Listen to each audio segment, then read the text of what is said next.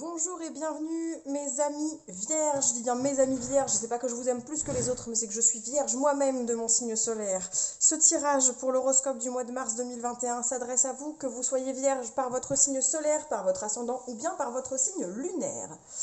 Nous allons commencer par tirer deux cartes de l'oracle Béline pour connaître la tendance générale de votre mois de mars, mais avant ça, je vous rappelle que vous pouvez liker la vidéo, laisser un petit commentaire ou bien vous abonner à la chaîne, ça fait toujours plaisir.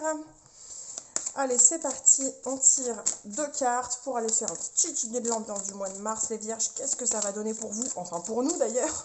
Sachant que je suis vierge, ascendant vierge, autant dire que je me sens pleinement concernée par ce tirage. Allez, c'est parti pour tous les vierges qui regardent cette vidéo. La pensée et l'amitié et le hasard. Bon, le hasard nous parle surtout des choses qu'on ne prévoit pas, qu'on n'a pas vu venir. Donc, les imprévus, les choses non planifiées, dirons-nous. Mais le hasard, pour moi, n'existe pas réellement. Le hasard, c'est surtout une succession de synchronicités, une succession de signes, de choses qui interviennent au bon moment, pour qu'il nous arrive les choses qui doivent nous arriver, grosso modo. Pour moi, si je traverse la route et que... enfin, pas si je traverse la route, si je suis en voiture et qu'un animal traverse la route à ce moment-là, ce n'est pas forcément le hasard qu'il soit passé à ce moment-là. Je ne pouvais pas le prévoir, certes, mais c'est arrivé pour une bonne raison. Et puisqu'il est question de pensée, d'amitié, de loyauté, je pense que là, il faut vraiment savoir, les vierges, au mois de mars, être à l'écoute. Des choses pas prévues qui nous tombent dessus, mais qui concernent des gens autour de nous, qui nous sont proches, peut-être des gens dont on n'avait pas eu de nouvelles depuis longtemps, et on se dit, tiens, je pensais à lui, et comme par hasard, je reçois un message. Tiens, cette personne, bah justement, la semaine dernière, j'en parlais, et hop, elle vient de me contacter. Bah, comment ça, on se croise dans la rue alors qu'on s'est pas vu depuis 6 mois? Voilà. Voilà pour moi les petits hasards auxquels il va falloir faire attention, les vierges, au mois de mars, parce que, eh bien, c'est peut-être le hasard, mais ça n'est pas anodin, ça a du sens. Et si les choses se produisent, elles se produisent pour une bonne raison. Voilà, à mon avis, les vierges, ce qu'il y a à savoir au mois de mars sur l'ambiance générale.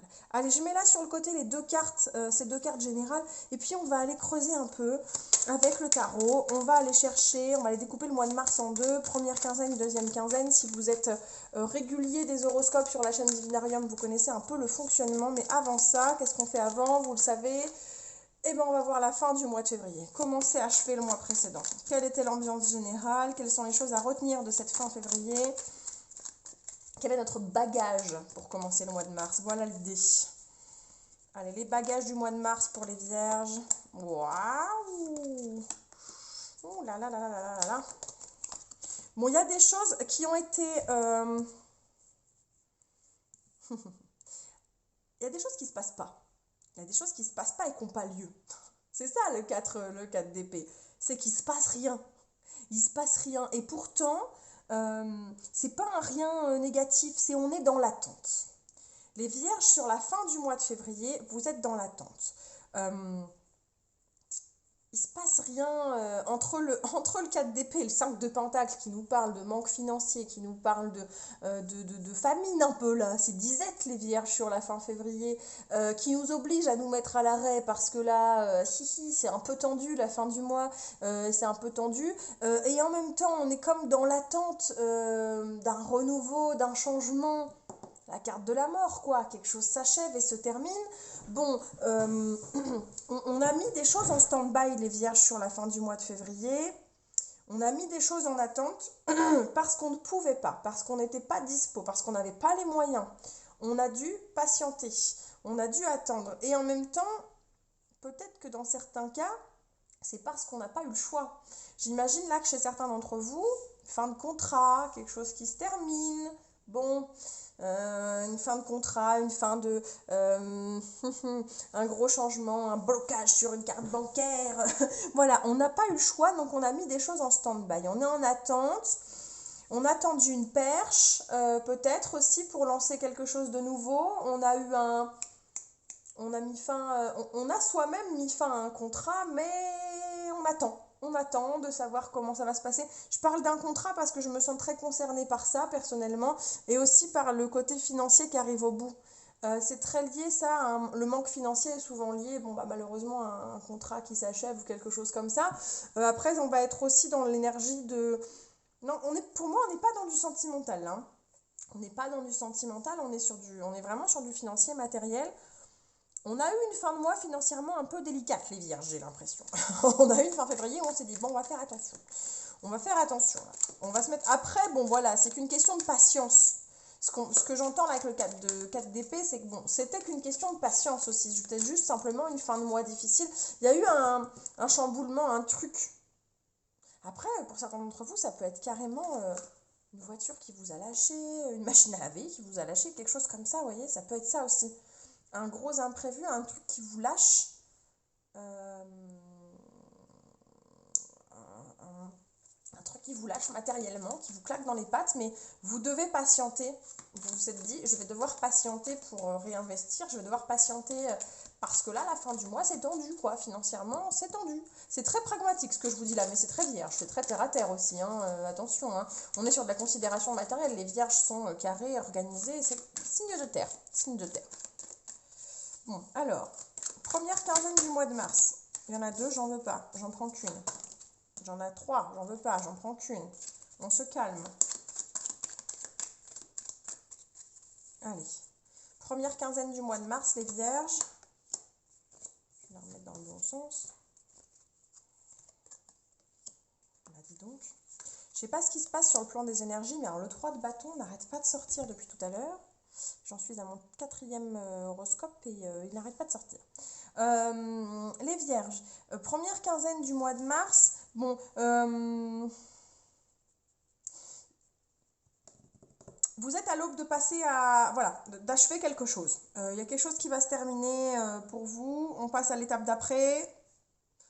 Cette étape, elle va impliquer de faire des concessions financières, de partager. Ça vous angoisse, ça vous inquiète. La première partie du mois de mars, vous allez être en dilettante. Vous ne savez pas où vous allez encore. Vous savez, elle a les yeux bandés, vous voyez ce personnage. Alors, c'est pas bien grave, hein. Elle a les yeux bandés dans son imaginaire. Quand on regarde dans la vraie vie, quand on n'est pas dans le miroir, elle les a pas, hein. C'est des angoisses qui sont pas... c'est pas qu'elles sont pas fondées, mais c'est des angoisses très personnelles, très intérieures. On est sur des inquiétudes... sur le plan matériel, réel, factuel, il se passe rien de grave. Mais en tout cas, ça travaille. Ça travaille, ça vous angoisse, ça vous fait réfléchir un peu, hein. Maintenant, première étape de franchie, sur le fil de la quinzaine, vous allez... Les angoisses ont raison d'être, mais ça va s'arrêter. Ça va s'arrêter sur la première quinzaine, on va avoir un premier pas de franchi. Par contre, il va être question, voilà, de partage financier. Alors, d'accepter de donner. Vous allez recevoir, mais vous allez devoir donner aussi. Alors, bon, un cas comme le mien, j'ai une image de quoi ça me parle. Je vous dis clairement ce qui pourrait en être en rapport à ma situation. On est dans l'incertitude, on parlait de contrat qui s'arrête, on est dans l'incertitude de savoir si notre demande, on est sur de la rupture conventionnelle, on est sur des choses comme ça, on est sur une négociation clientèle, on est sur des contrats, voilà, on est sur de l'attente, on parlait d'attente financière, on est dans l'inquiétude, on n'est pas sûr de pouvoir racheter une voiture, on est dans l'attente d'une réponse, un crédit, quelque chose comme ça, vous voyez, une décision budgétaire, on est dans l'attente. Cette attente va s'achever, ces angoisses vont s'arrêter puisque on va franchir une première étape. On va avoir une réponse oui, c'est ok, maintenant il faut que l'administratif se mette en place. Oui, l'accord de principe, le fameux accord de principe financier, vous voyez, l'accord de principe de la banque pour un prêt, pour un crédit, quelque chose comme ça. La première étape est franchie. Par contre, quand on parle de concession, des choix à faire, c'est-à-dire que là, on va vous dire, c'est d'accord, par contre, parlons clairement. Moi, ce crédit, je vous l'accorde. Par contre, il va falloir un apport. Par exemple. Moi, ce crédit, je vous l'accorde, mais dans ce cas, on fait un rachat de l'autre et on accepte d'englober et de changer le taux, etc. Moi, ta rupture de contrat, je suis d'accord. Par contre, comme ça va me coûter de l'argent, en contrepartie, je te demande quelque chose, tu poses tous tes congés, comme ça, j'ai au moins pas ça à te donner. Moi, j'accepte ton contrat, ton devis, je suis d'accord. Est-ce que tu peux faire un geste? Par contre, tu vois, est-ce que tu peux faire un petit geste sur tel truc? Voilà l'idée. Voilà l'idée. Grosso modo, bon, voyez l'ambiance. Bon, sur la première quinzaine du mois de mars. En tout cas, les vierges, c'est la fin de la cogitation. D'ici fin... J'ai dit la cogitation, je ne sais même pas si ça se dit. D'ici mi-mars, vous allez peut-être arrêter de vous remuer la cervelle, vous allez avoir des réponses. On sait que les vierges, la patience, c'est pas votre fort. Donc là, d'ici mi-mars, vous aurez des réponses à vos interrogations, d'accord? Allez, sur la deuxième quinzaine de mars. On plante des graines. On cogite toujours. On cogite toujours. Alors, vous avez... j'ai l'impression que la situation dans laquelle vous êtes, certes, vous allez avoir un premier élément de réponse, mais c'est que le début. J'ai l'impression que c'est que le début et que malheureusement, vous allez devoir patienter encore. Ça va vous trotter dans la tête, vous allez vous sentir un peu seul dans cette histoire. Malheureusement, ça n'est que le début, vous n'avez pas la résolution définitive de la situation et vous allez même en arriver à vous demander si c'est pas vous le problème, quoi. Pourquoi les choses n'avancent pas? Pourquoi est-ce que ça stagne comme ça? J'ai la notion de stagnation et de lenteur, vraiment la lenteur dans votre situation. Ça traîne en longueur, c'est interminable et vous vous remettez beaucoup en question du coup, hein, les vierges, à cause de ça. Vous vous remettez beaucoup en question parce que ça traîne, quoi. Ça traîne. Alors, la petite graine est plantée et il y a un premier step qui est trouvé, donc c'est bien, mais c'est long, quoi. C'est long, ça prend la tête et vraiment, ça fait mal au crâne, hein. Ça fait mal au crâne, cette situation, quoi. Bon. Ok. Allez, on va aller voir sur le plan professionnel pour ceux qui sont concernés par ça. J'ai bien l'impression que c'est dans le domaine financier, hein, financier, matériel. Pour moi, on est vraiment de cet ordre-là. Hein.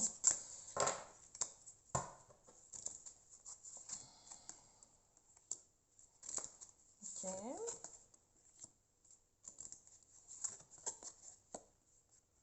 Bon, il y a de la paperasse dans l'air. Ça nous parle de promotion, de paperasse. Donc, si votre questionnement, etc., sont sur le plan professionnel, j'ai bien l'impression que, en effet, cette première étape, on en parle là. Cette première étape, elle va se faire. Ça va être rédigé, ça va être mis à plat, il y a une signature, hein, quelque chose, un accord de trouver sur le plan professionnel. Si ce dont on parlait précédemment concerne le plan professionnel, ça va avancer. Par contre, avec la carte du manque d'ancrage, on nous dit bien que là, on ne vit pas les choses sereinement parce que justement, on n'est pas assez sûr de soi, on n'est pas assez ancré, on n'est pas assez serein, on n'est pas assez détendu, on manque d'ancrage, on a besoin de se recentrer. On a besoin de se recentrer pour affronter ces choses-là parce que c'est pas des mauvaises nouvelles en fait. Promotion, démarche écrite, moi je vois là potentiellement un contrat, une évolution, on monte en grade hiérarchiquement au boulot, on a un petit, je sais pas moi, un petit, comment ça s'appelle, une petite prime, quelque chose qui tombe, il y a de la paperasse. Mais c'est comme si vous n'arriviez pas à profiter de ce bonheur-là, comme si cette bonne nouvelle-là, vous n'arriviez pas vraiment à la vivre comme elle est méritée, parce qu'au fond de vous, vous manquez d'ancrage, vous manquez de détente à ce sujet-là, de certitude, alors que vous manquez de certitude à votre sujet. C'est très personnel, mais vous n'êtes pas assez sûr de vous. Puis avec ce 5 d'épée qu'on avait tout à l'heure sur la fin du mois de mars, la notion de se remettre soi-même en question, de se dire est-ce que c'est pas un peu ma faute, c'est le manque d'ancrage qui crée ces émotions-là en fait. Hein. C'est le manque d'ancrage qui nous fait ressentir tout ça, parce qu'au final, la situation, elle se débloque. Elle se débloque, promotion, démarche écrite, on voit bien sur la première quinzaine de mars que ça avance, hein, ça avance. Donc après tout, normalement, on ne devrait pas se mettre à ce point dans cet état. Il ne devrait pas y avoir de raison qu'on se mette à ce point dans cet état. Mais j'ai l'impression que c'est, oui, la lenteur, les choses qui traînent, c'est ça qui donne l'impression que ça ne va pas. Alors qu'au final, c'est pas parce que c'est lent que ça ne fonctionne pas. Hein. C'est juste que c'est un peu long à se mettre en place. Bon, voyons voir. Sur le plan sentimental, les vierges. Éléments perturbateurs, terrain d'entente. Écoute, bah oui, il va falloir se détendre, les vierges. J'ai l'impression que vous avez l'esprit prise de tête, quoi. Hein. Vous n'êtes pas très bien. Il y a un truc qui vous rend un peu... qui vous perturbe, quoi, l'élément perturbateur. Mais il y a un truc qui vous rend un peu chafouin, là, sur le mois de mars. Il y a un truc qui vous chagrine, quoi, et il est nécessaire de savoir comprendre que vous n'êtes pas seul à ressentir ces choses, que quand on est dans le cas d'un couple, on est deux, donc savoir dire ce qui va pas, mais savoir écouter l'autre aussi. Et puis, voilà, avec la carte du terrain d'entente, on voit bien qu'on va trouver une solution à tout ça. Ce n'est que passager. Mais voilà, il est temps, cet élément perturbateur-là, il faut savoir en parler. Il faut savoir en parler pour trouver des solutions. Parler, mais écouter aussi. Donc, les vierges, sur le mois de mars, la communication sera vraiment la clé. Quel que soit l'élément perturbateur qui va se pointer dans votre vie sentimentale, acceptez d'en parler, acceptez d'échanger avec l'autre à ce sujet-là. L'élément perturbateur, il peut être lui-même sur le plan sentimental, ou ça peut être, vous voyez, comme les vierges, on voit bien qu'il y a un truc qui vous traîne dans la tête là au mois de mars. L'élément perturbateur, il peut être extérieur à votre vie sentimentale, mais il a un impact sur elle. Donc il est très nécessaire de faire un point avec l'autre, ou en tout cas, si vous êtes célibataire, de se dire, ok, j'accepte que cette période-là de ma vie soit un peu tendue, et peut-être je décroche un peu de chercher l'amour, parce que j'ai d'autres choses à penser en ce moment, et voilà, c'est pas le moment pour moi. En tout cas, on est à l'écoute et on communique. C'est la meilleure solution pour que ça se passe bien sur le plan sentimental, les vierges. Hein. Bon, allez, on va aller chercher une petite carte conseil. Une carte conseil de l'oracle, de la sagesse de l'oracle, pour aller voir ce qu'on peut vous donner comme conseil, les vierges, là, pour le mois de mars. Hop, hop, hop. Hop, elle a sauté. Cœur fidèle. C'est marrant parce qu'on a la carte de la pensée, de l'amitié qui nous parle vraiment de fidélité. Cœur fidèle. Je pense que la notion de rester, vous voyez, rester loyal à ceux qui nous entourent, être fidèle à qui on est aussi. C'est-à-dire ne pas se laisser guider par les autres, enfin, ne pas se forcer à faire des choses qui ne sont pas nous, être à l'écoute de son fonctionnement, de qui on est habituellement. C'est ce que ça me dit, cette carte de cœur fidèle. Et sur la notion, là on est vraiment écouter son intuition, écouter ses ressentis, être à l'écoute ouais, vraiment de ses émotions. Avec la notion de cœur fidèle, c'est les émotions aussi, c'est savoir s'écouter, écouter l'autre, bien sûr, parce que bien entendu, on a peu parlé du domaine sentimental. J'ai l'impression qu'il est un peu en stand-by, enfin en stand-by. En tout cas, c'est pas l'élément principal pour les vierges là au mois de mars 2021. C'est pas ça qui va guider notre mois. Mais il n'empêche que c'est notre capacité à être fidèle à qui nous sommes, à nos émotions, à nos ressentis, qui fait que le mois va bien se dérouler, quoi. C'est ça le conseil qu'on nous donne là sur le mois de mars 2021, les vierges. Bon, j'espère que ce message vous aura parlé. J'espère que vous aurez reçu l'information qui vous va bien. Je suis désolée de ne pas être plus positive pour les vierges sur le mois de mars 2021, mais bon, c'est comme ça, c'est les énergies du moment. Je vous passe le message tel que je le reçois. On se retrouve le mois prochain pour les horoscopes d'avril, bien sûr, mais on peut se retrouver avant ça sur d'autres supports, Facebook, Instagram ou Twitch, sur lesquels je fais des directs 2 à 3 fois par semaine, sur la pause déjeuner, où je tire les cartes en live. En tout cas voilà, likez, abonnez-vous bien sûr si ce n'est pas encore fait. Merci d'avoir suivi jusque là. Je vous souhaite à toutes et tous une bonne journée, une bonne soirée. On se retrouve bientôt. Ciao ciao.